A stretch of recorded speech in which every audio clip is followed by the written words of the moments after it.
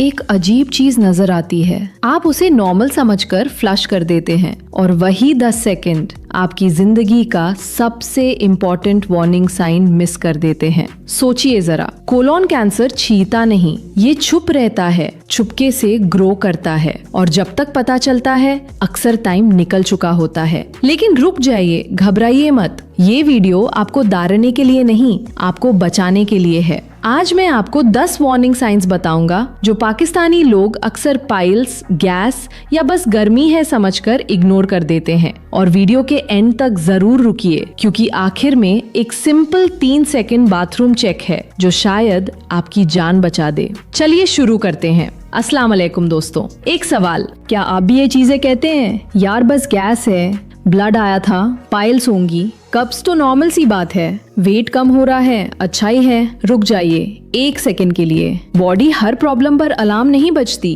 कभी कभी बहुत छोटा सा सिग्नल देती है और हम उसे नजरअंदाज कर देते हैं। कोलन कैंसर अब सिर्फ बुजुर्गों की बीमारी नहीं रही, यंग लोग भी इससे गुजर रहे हैं। Fast food, sitting job, obesity, family history, ये सब फैक्टर्स मिलकर रिस्क बढ़ा देते हैं। एक बात क्लियर कर दूं, हर गैस कैंसर नहीं होती, हर कब्ज कैंसर नहीं होती, हर ब्लड कैंसर नहीं होता, लेकिन हर वार्निंग साइन को इग्नोर करना ये भी अक्लमंदी नहीं। ये वीडियो सिर्फ अवेयरनेस के लिए है। डायग्नोसिस हमेशा एक क्वालिफाइड डॉक्टर ही दे सकता है। अब चलिए सीधा पॉइंट पर आते हैं। साइन 1, बाथरूम हैबिट अचानक बदल जाए। पहला वार्निंग साइन, आपका बाथरूम रूटीन अचानक चेंज हो जाए। कल तक सब नॉर्मल था, आज कभी लूज मोशन, कभी कब्ज, कभी दोनों साथ। घर वालों का जवाब हमेशा रेडी होता है, कल बिरयानी ज्यादा खाई थी, मिर्च का असर है, दही खा लो ठीक हो जाओगे। और हाँ, कभी कभी ये सच भी होता है। लेकिन अगर ये चेंज 2 से 3 हफ्तों से ज्यादा चल रहा है और डाइट बदलने के बावजूद ठीक नहीं हो रहा, तो ये इग्नोर करने वाली बात नहीं।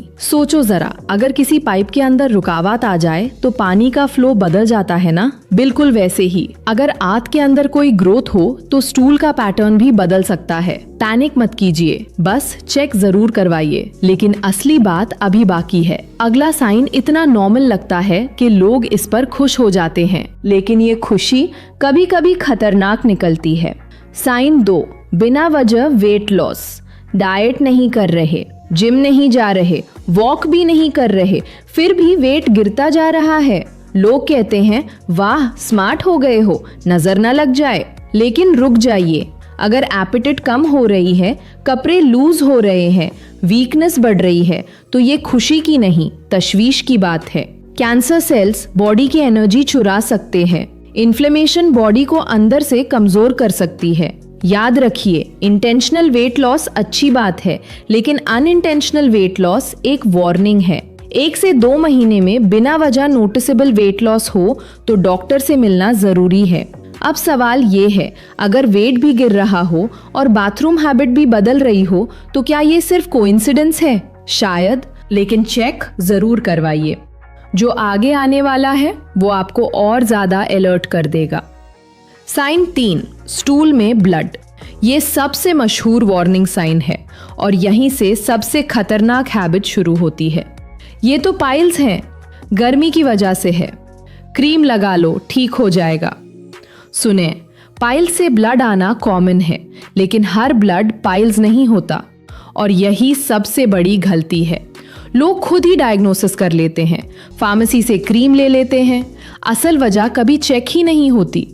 अगर ब्लड बार बार आ रहा है, अगर आगे 40 से ज़्यादा है, अगर फैमिली हिस्ट्री है, अगर साथ वेट लॉस भी है, तो ये एक रेड फ्लैग है।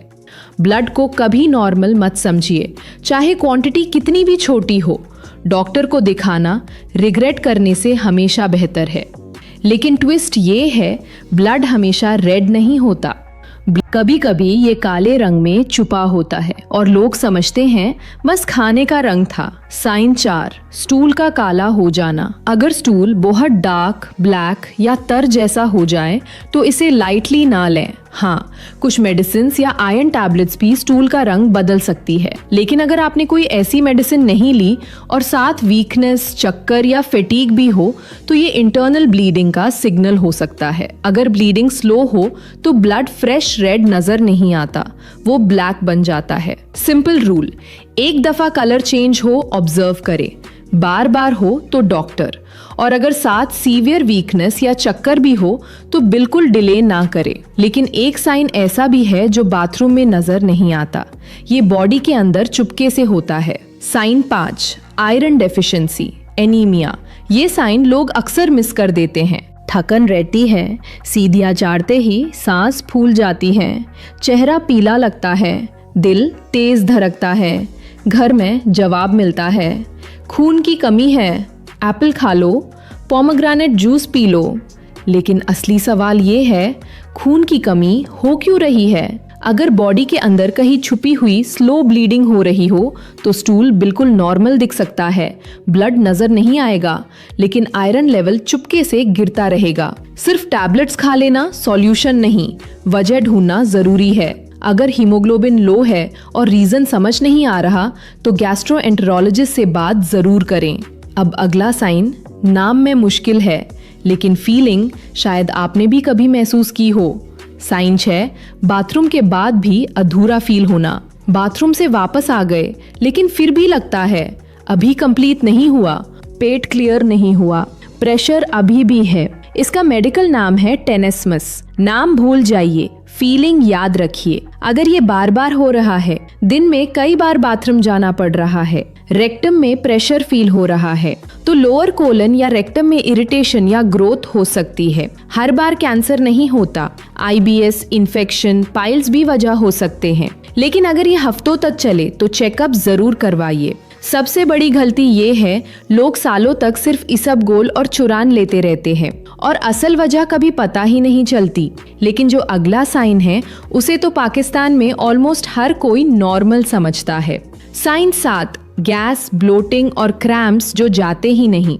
गैस तो जैसे पाकिस्तान का नेशनल मुद्दा है। पेट फूला हुआ है, ब्लोटिंग हो रही है, खट्टी दाकर आ रही है, और सच कहूँ तो अक्सर ये नॉर्मल ही होती है। Spicy food, cold drinks, T overload, दिन भर सिटिंग। लेकिन अगर ब्लोटिंग रोज हो रही है, क्रैम्प्स आ रहे हैं और साथ वेट लॉस या ब्लड भी है तो इसे सिर्फ गैस कहकर मत टालिए। अगर आंत में ब्लॉकेज हो तो गैस पास करना मुश्किल हो सकता है। क्रैम्प्स और प्रेशर इसी वजह से हो सकते हैं। सिंपल रूल याद रखिए, गैस अकेले अक्सर नॉर्मल है, gas plus red flags serious हो सकता है। अब जो अगला साइन है, लोग उसे देखते हैं, नोटिस भी करते हैं, लेकिन शर्म की वजह से किसी को बताते नहीं। साइन 8, स्टूल की शेप बदल जाना। अगर स्टूल अचानक बहुत पतला हो जाए, पेंसिल जैसा, रिबन जैसा, और ये बार बार हो तो इसे भी नोट करें। कभी कभी ये डाइट या IBS की वजह से होता है, लेकिन अगर कंसिस्टेंटली नैरो आ रहा है, साथ ब्लड, वेट लॉस या पेन भी हो तो डॉक्टर से जरूर डिस्कस करें।